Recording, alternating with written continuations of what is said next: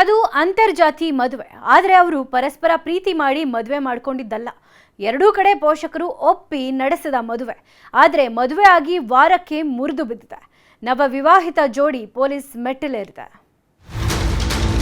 ಮದುವೆ ಆಗಿ 1 ತಿಂಗಳಿಗೇನೆ ಯಾವಾಗೂ ಜಗಳ ಮಾಡ್ತಿದ್ರು ನನ್ನ ಮೇಲೆ. ಆ ಹುಡುಗಿ ಅವ್ರ ಮಾವ ಆ ಹುಡುಗಿಗೆ ಮೆಸೇಜ್ ಮಾಡಿರೋದು, ಗಂಡನ ಜೊತೆ ಮದುವೆ ಆಗಿದೆಯಲ್ಲ ಅದೇನೈತೆ ಕ್ಲಿಯರ್ ಮಾಡ್ಕೋ, ಸೆಟಲ್ಮೆಂಟ್ ಮಾಡ್ಕೋ. ಅಂತರ್ಜಾತಿ ವಿವಾಹ, ಸಂಸಾರದಲ್ಲಿ ಬಿರುಗಾಳಿ. ಒಂದೇ ವಾರಕ್ಕೆ ಡಿವೋರ್ಸ್, ಠಾಣೆ ಮೆಟ್ಟಿಲೇರಿದ ಪೋಷಕರು. ಮದುವೆ ಅನ್ನೋದು ಇಬ್ಬರ ನಡುವಿನ ಅನುಬಂಧ. ಎಲ್ಲೋ ಹುಟ್ಟಿ ಗೊತ್ತು ಗುರಿಯಿಲ್ಲದವರ ಕೈ ಹಿಡಿದು ಬಾಳ ಬಂಡಿಯನ್ನ ಸಾಗಿಸ್ತಾರೆ. ಕೊನೆ ತನಕ ಕೈ ಹಿಡಿದವರೇ ಸರ್ವಸ್ವ ಅಂತ ಬದುಕ್ತಾರೆ. ಆದ್ರೀಗ ಮದುವೆ ಅನ್ನೋ ಪದಕ್ಕೆ ಬೆಲೆನೇ ಇಲ್ದಂಗೆ ಆಗಿದೆ.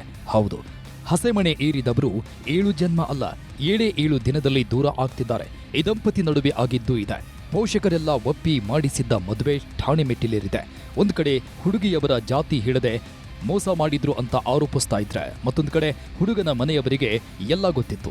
ಆದರೆ ಗಂಡನ ರಾಸಲೀಲೆ ಬಯಲಾಗಿದ್ದಕ್ಕೆ ಟಾರ್ಚರ್ ಕೊಟ್ಟಿದ್ದಾರೆಂದು ಆರೋಪಿಸಿದ್ದಾರೆ.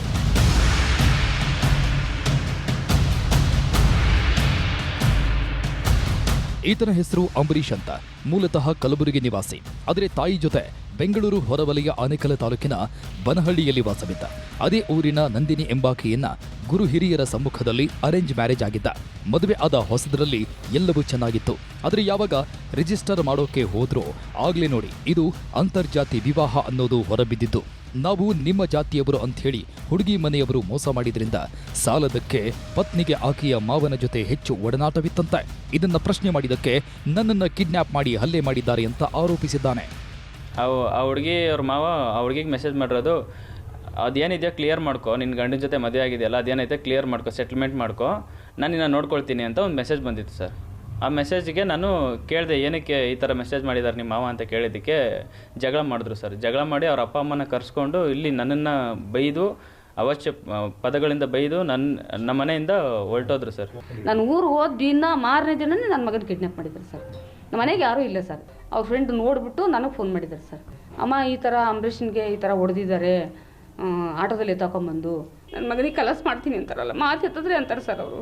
ನಿನ್ನ ಮಗನ ಕೊಲ್ತೀವಿ, ನಿನ್ನ ಮಗನ ಇಡಲ್ಲ ಅಂತ ರೆಕಾರ್ಡ್ಸ್ ಎಲ್ಲ ಇದಾವೆ ಸರ್. ಅವ್ರ ಅಪ್ಪ ಅಂದಿದ್ದು, ಅವ್ರ ಅಣ್ಣರಂದಿದ್ದು ಎಲ್ಲ ರೆಕಾರ್ಡ್ಸ್ ಇದಾವೆ ಸರ್ ನಮ್ಮ ಹತ್ರ.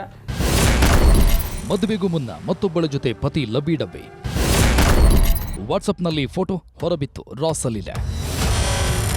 ಇದಿಷ್ಟು ಹುಡುಗ ಮಾಡ್ತಿರೋ ಆರೋಪ. ಆದ್ರೆ ಹುಡುಗಿ ಹೇಳ್ತಿರೋ ಕಥೆಯೇ ಬೇರೆ. ಅಂಬರೀಷ್ ಮನೆಯವರಿಗೆ ಜಾತಿ ವಿಷಯ ಮೊದಲೇ ಹೇಳಿ ಮದುವೆ ಮಾಡಿಕೊಟ್ಟಿದ್ರಂತೆ.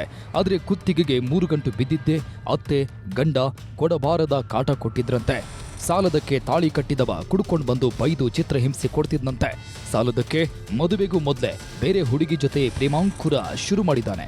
ನನ್ನ ಎಂಗೇಜ್ಮೆಂಟ್ ಸೀರೆಯನ್ನ ಆಕೆಗೆ ಗಿಫ್ಟ್ ಆಗಿ ಕೊಟ್ಟಿದ್ದಾರೆ. ಇದನ್ನೆಲ್ಲ ಕೇಳಿದಕ್ಕೆ ಜಾತಿ ನಿಂದನೆ ಮಾಡಿದ್ದಾರೆ. ಗಂಡನ ಶೋಕಿ ಜೀವನದಿಂದ ನನ್ನ ಬಾಳು ಹಾಳಾಯಿತು ಎಂದು ನಂದಿನಿ ಆಕ್ರೋಶ ಹೊರಹಾಕಿದ್ದಾಳೆ.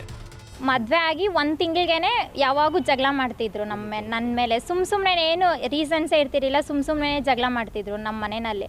ಅದೇ ಟೈಮಲ್ಲಿ ನಮ್ಮ ತಂದೆ ತಾಯಿಗೆಲ್ಲ ಹೇಳ್ತಿದ್ದೆ, ಮದುವೆ ಆಗಿ ಸ್ಟಾರ್ಟಿಂಗ್ ಎಲ್ಲ ಹೀಗೆ ಇರುತ್ತೆ, ಅಡ್ಜಸ್ಟ್ ಮಾಡ್ಕೊಂಡು ಹೋಗಮ್ಮ ಅಂತ ಹೇಳ್ತಿದ್ರು. ನಾನು ಸರಿ ಅಂತೇಳಿ ಅಡ್ಜಸ್ಟ್ ಮಾಡ್ಕೊಂಡು ಹೋಗ್ತಿದ್ದೆ. ಬಟ್ ಡೈಲಿ ಕುಡ್ಕೊಬಂದು ನಮ್ಮ ಅತ್ತೆ ಮತ್ತು ಅವ್ರ ತಂಗಿ ಮತ್ತು ನನ್ನ ಗಂಡ 3 ಜನನೂ ಟಾರ್ಚರ್ ಇಡ್ತಿದ್ರು ಸರ್ ನನಗೆ.